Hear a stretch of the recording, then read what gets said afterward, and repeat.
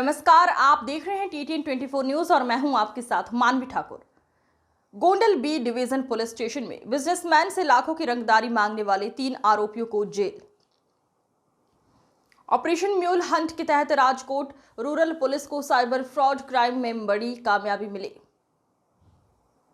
APMC firm के account का cyber fraud में इस्तेमाल होने का फायदा उठाकर दूसरी फर्मों को फंसाने की धमकी देकर रंगदारी मांगी गई।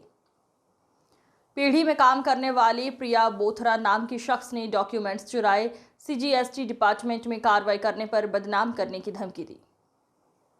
आरोपी हितेश सकारिया, पीयूष राडाडिया, प्रिया बोथरा और वकील बनकर आए एक अनजान शख्स ने 30 लाख रुपए की फिरौती मांगी और 21 लाख रुपए में बात तय हुई। 5 दिन पहले जब दोबारा फोन करके और पैसे मांगे तो पूरा मामला सामने आया। पुलिस ने तीनों आरोपियों को गिरफ्तार कर लिया है, हिरासत में लिया। राजकोट पुलिस की जनता से अपील, किसी भी सेंट्रल या स्टेट एजेंसी के नाम पर डरने की जरूरत नहीं है। अगर कोई आपको ब्लैकमेल करें तो पुलिस से संपर्क तुरंत करें। अपना गुजरात राज्य में ऑपरेशन म्यूल हंट पूरा राज्य में एक अभियान चलायो हतो, जेमा म्यूल हंट राखवावाळा माणसों, साइबर क्राइम अंजाम आपवावाळा माणसों पर राज्यभर में स्ट्राइक थई हती। एमां माननीय डिप्टी CM साहेब, माननीय DGP साहेबनो निरंतर निर्देशन और मार्गदर्शन हतो। अपना राजकोट जिला में माननीय DIG निलिप्त राय साहेबना मार्गदर्शन में ऑपरेशन म्यूल हंट में व्यवस्थित कामगीरी करवामां आवी। आ दरमियान एक investigation cyber crime police station Rajkot ग्राम्य जिला में चालतो हतो, जेमां साइबर फ्रॉड में अमुक APMC ना अकाउंट्सनो यूज थयो हतो। एनी तपास चालती हती। आ तपास दरमियान गोंडलना રહેવાસી अमुक लोको बीजी जो APMC नी पेढ़ीवाळा छे आ लोकोने दबाण करीने एने जानथी मारवानी धमकी आपीने सोशल मीडिया पर आ लोकोने बदनाम करवानी एनी पीढ़ी अने व्यापारने बदनाम करवानी धमकी आपीने ए लोको एक्सटोर्शन आचर्यो हतो। आ लोकोमां 3 लोको छे। जो फरियादी है आ मेहुलभाई भरतभाई रेयाणी है, ए कपासना व्यापारी है, गोंडल में एनी पीढ़ी है। ए लोको गोंडल में पोतानो कारोबार करे छे।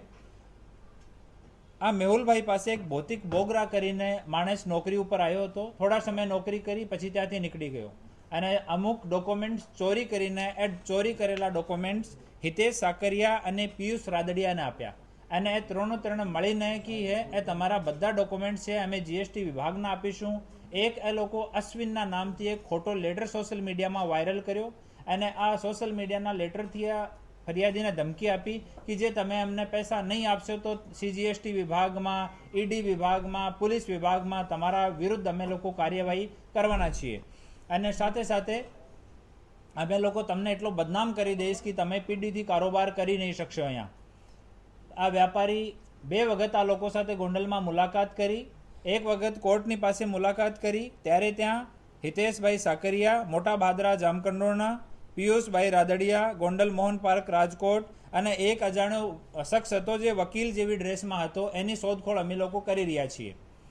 ए लोको त्यां हता ने लोको धाक धमकी आपीने 30 लाख रुपयानी मांगणी करी। पछी अरजदारे रिक्वेस्ट करता 21 लाख रुपया में मामलो सेटल थयो। ए लोको 21 लाख रुपया अरजदार पासेथी लई लीधेल।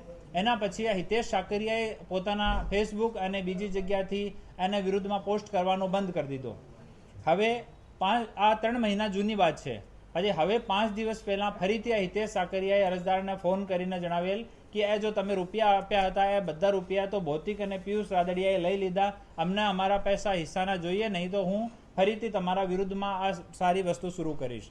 अने आमां જ્યારે જ્યારે આ લોકો મુલાકાત કરી અરજદાર સાથે ત્યારે ત્યારે એ લોકો ધમકી આપી કે જે પોલીસને કે કોઈ એજન્સીને તમે જાણ કરશો તો તમને જાનથી મારી નાખીશ। આમાંથી જો પીયુષ રાદડિયા છે એના વિરુદ્ધમાં ઓલરેડી 6 ગુના દર્જ છે અને રાજકોટ ગ્રામ્ય જિલ્લાનો હિસ્ટ્રી સીટર છે અને બીજા 2 માણસો છે हितेश સાકરિયા અને ભૌતિક બોગરા, એના ગુનાહિત ઇતિહાસની શોધખોળ હાલ ચાલુ છે। 3 લોકોને BNSની કલમ 308(5) મુજબ ગુનો દાખલ કરીને अटक करवामां हाल आव्या छे अने आगळनी तपास चालू छे। हूँ आपना माध्यमथी तमाम व्यापारीओने निवेदन करवा मांगू छूं कि आपना व्यापार में जे कोई टेक्स संबंधित ऊंच नीच रहेशे તો એની કાર્યવાહી કરવા માટે આપણા દેશમાં ભારત સરકારની અને રાજ્ય સરકારની ટેક્સેશનની એજન્સીઓ છે. જીએસટી રાજ્ય સરકારની પણ છે અને કેન્દ્ર સરકારની છે.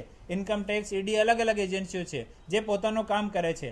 એવા જો એક્સટોર્શન કરવાવાળી ગેંગો છે, લુખ્ખા લોકો એવા જો છે, એનાથી કોઈ ભીવાની જરૂર નથી. એવો કોઈ માણસ આપને અપ્રોચ કરે તો તમે નિસંકોચ આવીને પોલીસ સ્ટેશનમાં રજૂઆત કરો. એના ખિલાફમાં કડકથી કડક કાર્યવાહી કરવામાં આવશે.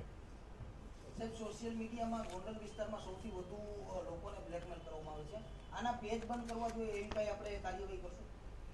અમુક જો આ તરહની દુર્ભાવના ફેલાવનારા પોસ્ટ કરતા હોય છે, જો ખોટી માહિતી આપનાર લોકો હોય છે, જો પ્રજામાં ભય ફેલાવવાનો એવો પ્રયાસ કરવાવાળી પોસ્ટો છે, એના ઉપર અમુક સમયમાં અમે લોકો કાર્યવાહી કરી છીએ. અમુક અકાઉન્ટ્સ જો એઝ પર રૂલ હોય, નામદાર કોર્ટની મંજૂરી પછી અમે લોકો બંધ કરાવતા હોય છે. આ રેગ્યુલર આ કાર્યવાહી ચાલુ છે. પર જો આ એક્સટોર્શનવાળો છે બહુ અલાર્મિંગ છે. વ્યાપારી ભાઈઓથી હું ફરીથી નિવેદન કરું છું કે આ લોકોથી કંઈ ભીવાની જરૂર નથી. આપ નિસંકોચ સામે આવીને અને રજૂઆત કરો. નિશ્ચિત રૂપથી આપની મદદ કરવામાં આવશે. ફરિયાદી આટલી રકમ આપવાની ફરજ શા માટે પડી હતી? મતલબ પોતે કંઈ કાયદાનું ઉલ્લંઘન કરતા હતા સીજીએસટી કે એના? આપણે મોટા ભાગના જો વ્યાપારી ભાઈઓ છે એને ફાઇનાન્શિયલ લિટરેસી અને ટેક્સેશનનો જો નોલેજ છે એ એટલો વ્યવસ્થિત નથી. તમે કોઈ પણ માણસને તમે સાંભળ્યો છે કે અમુક જગ્યા નકલી સીબીઆઈ આવી ગઈ, નકલી પોલીસ આવી ગઈ.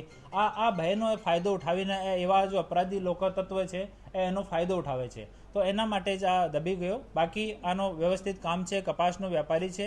અને તેમ છતાં એના કામકાજમાં ટેક્સ સંબંધી કોઈ અનિયમિતતા રહેશે તો એને જોવા માટે એ લોકો અધિકૃત નથી.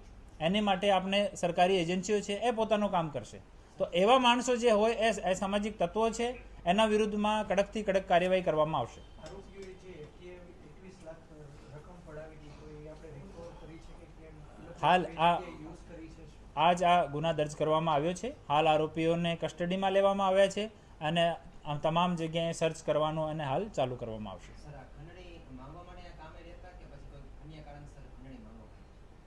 સોરી, ખંડણી માંગવા માટે ત્યાં કામે રહેતા તેમને ત્યાં કે પછી અન્ય કોઈ કારણસર ખંડણી માંગવામાં આવી છે?